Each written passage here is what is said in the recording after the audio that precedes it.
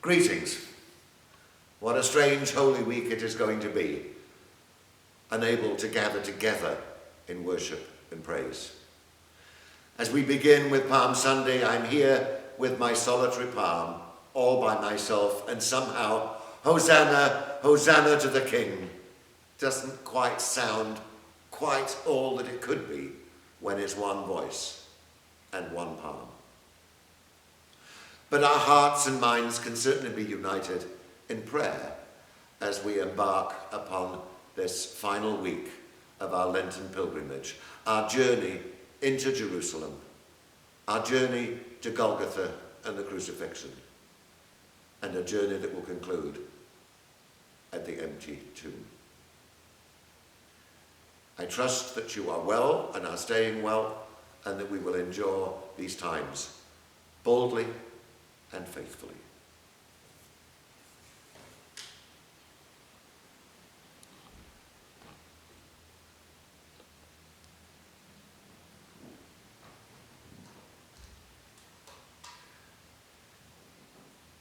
The Holy Gospel according to St. Matthew, reading from the 21st chapter.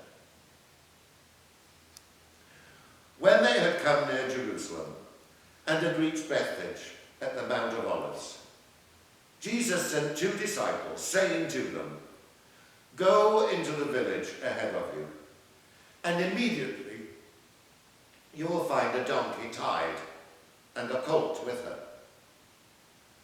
Untie them and bring them to me. If anyone says anything to you, just say this: 'The Lord has need of them,' and he will send them back immediately." This took place to fulfill what had been spoken through the prophet, saying, "Tell the daughter of Zion, look, your king is coming to you, humble and mounted on a donkey, and on a colt, the foal of a donkey."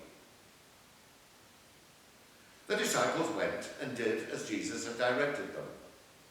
They brought the donkey and the colt and put their cloaks on them, and he sat on them. A very large crowd spread their cloaks on the road, and others cut branches from the trees and spread them on the road. The crowds then went ahead of him and followed him, and all were shouting, "Hosanna to the Son of David! Blessed is the one who comes in the name of the Lord! Hosanna in the highest heaven!" When he entered Jerusalem, the whole city was in turmoil, saying, "Who is this?" The crowds were saying, "This is the prophet, Jesus from Nazareth in Galilee." The Gospel of our Lord.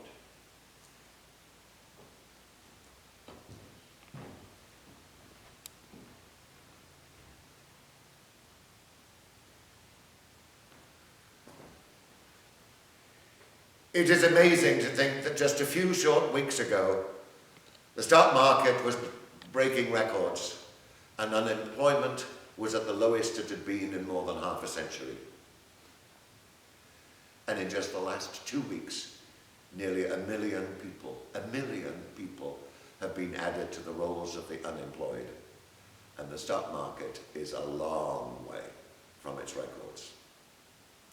Much can change in the space of just a few weeks. Indeed, for Jesus, much was going to change within the space of just a few days. As he entered Jerusalem, the crowds cried out, "Hosanna, Hosanna to the King! Blessed is the one who comes in the name of the Lord! Hosanna in the highest!" Within a few days, the crowd's shout of Hosanna would become a shout that went, "Crucify him, crucify him." And yet a few days later, the women, mournful and in grief, would go to the tomb and find it empty.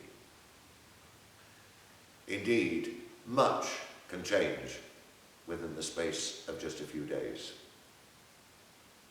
But on this Palm Sunday, our focal point is upon the entry of Jesus into Jerusalem, where he was received as a king, a son of David, entering Jerusalem from the Mount of Olives, crossing the Kidron Valley, and entering the city in a way that kings of Israel had traditionally made their entry into the city of David. Amazing. Fulfilling the scriptures, riding on a donkey. The crowds welcomed him by laying down their cloaks upon the ground, covering the ground with branches, and we understand maybe waving palms, as has become part of our tradition on this day. A welcome fit for a king. A welcome for the one who would soon be crucified, accused of claiming to be King of the Jews. We celebrate this day, but we do so with mixed feelings because we have the privilege of knowing what is to come. We have the privilege of anticipating not only the events of Good Friday, but the joy of resurrection. Jesus also probably knew something of what lay ahead for him. For he knew that in entering Jerusalem, in returning to Jerusalem, he was likely to face the worst criticism, the worst condemnation, and indeed judgment, not only from the leaders of the Sanhedrin at the temple, but also from Herod and from the Roman authorities manifested by Pontius Pilate.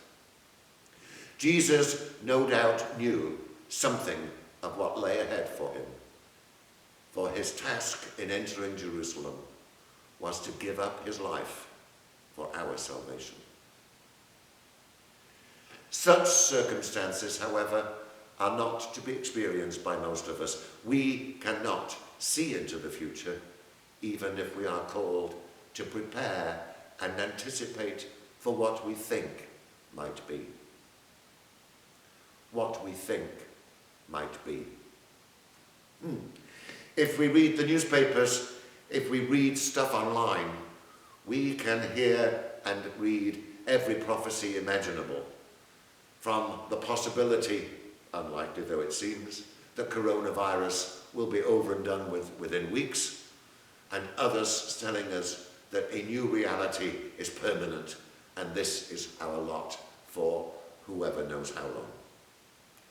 Is this going to last weeks, months, or even years? We cannot say, we do not know, for none of us can look into the future. But what we can do is live sensibly, do what modern scientists and doctors and authorities tell us is the appropriate course of action in these times. God has certainly given us the intelligence to benefit from the insights of scholars and experts. It would be foolish to say, oh, God will take care of us, God protects us, and to live foolishly in these times. But we cannot live in tomorrow, for tomorrow has not yet come. Any more than we can dwell in the past, for the yesterday has been and gone. And the good news is that the brokenness, the sin of yesterday and before has been forgiven. And we can face this day in confidence, in trust in the Lord, who certainly is the one who comes in the name of God, the one to whom we can cry, Hosanna, for he is the Son of David, he is the King of Israel. We live this day celebrating God's gift of life and being as prepared as we can be for tomorrow and the days that lie ahead. Being sensible and practical and listening to what the experts would advise and recommend. But know that this is the day that the Lord has made.